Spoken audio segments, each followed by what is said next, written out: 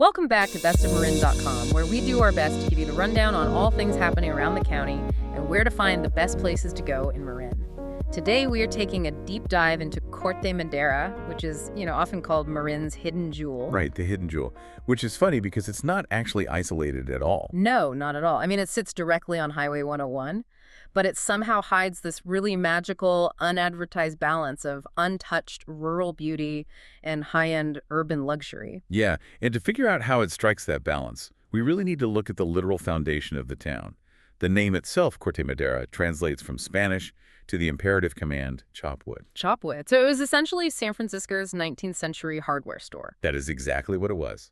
The massive redwoods they chopped down there provided the raw material to build, well, the Presidio and those iconic San Francisco Victorian homes. Which sets up this really fascinating dynamic between the two locations. Because when the 1906 earthquake devastated San Francisco, the city had to rely on its hardware store once again. Right. But this time they were looking for refuge. Thousands of people fled across the bay and landed right in Corte Madera, specifically up on Christmas Tree Hill. Oh, wow. Just out of pure desperation, I imagine. Oh, totally. They took these hillside lots, which were originally just tiny, 25 by 25 foot weekend tent camping sites, and they hastily converted them into permanent survival structures. Wait, really? And you could still see those today? You can, yeah. It is this wild architectural evolution. You have these pure survival cottages standing just down the street from something completely different, like the 1864 Octagon House. The eight-sided house, which, if I remember right, was built for basically the exact opposite reason of survival. Exactly. It was born from this eccentric Victorian health fad. People back then genuinely believed that an octagonal layout forced better light and air circulation. Like, it would somehow make the residents physically robust just by living in an octagon? That was the idea, yeah. That is wild to think about.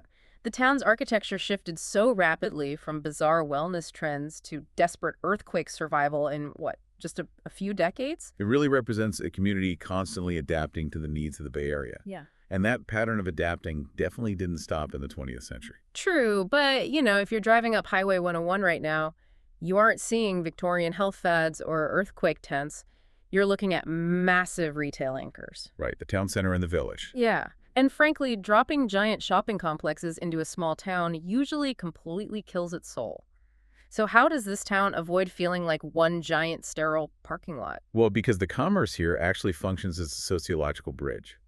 Instead of erasing the town's identity, these spaces mirror the changing demographics of the Bay Area. What do you mean by that? So you have 50-year-old institutions like Marin Joe's, where waiters in tuxedos still toss a Caesar salad right at your table. Classic old school Marin. Exactly. But it sits practically shoulder to shoulder with places like Burmatown, which serves cutting-edge, Michelin-recognized Asian fusion.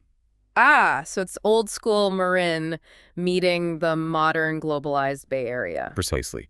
And they prevent that sterile mall feeling by injecting the community directly into the commercial footprint.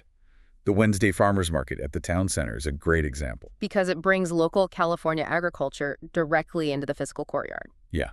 It transforms what would otherwise be just a transactional shopping trip into a genuine community ritual. I love that. But honestly, the absolute wildest part of the Corte Madera experience is what happens when you step away from that bustling commercial center. Oh, right. You can be eating a Michelin-level meal, and a few minutes later, the landscape abruptly shifts back to untouched nature. Right, at the Ring Mountain Preserve on the southeastern edge of town. It is a stark contrast that most people just drive right past. And this isn't just some generic hiking trail either.